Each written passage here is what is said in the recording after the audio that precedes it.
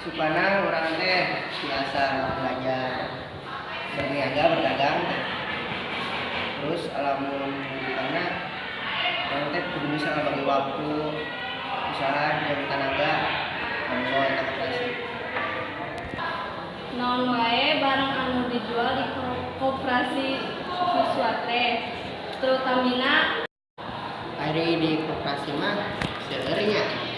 Terutami laris mah da kasina minuman sareng makanan anu lada-lada. Jenisna makanan, minuman, teh aya alat tulis, peralatan sekolah, jeung sajaban. saha pembina koperasi siswa anu ayeuna. Mun geus kakak pembina siswa nu ayeuna teh Ibu Yanti.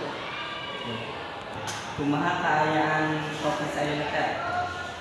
Ku ayeuna alhamdulillah nya anu balanja mah sok saeur wae tiap dinten ge. Tempatna alhamdulillah ayeuna mah bermuda gitu. Barang-barangna gitu. Sabaraha tahun koperasi didirikeun teh?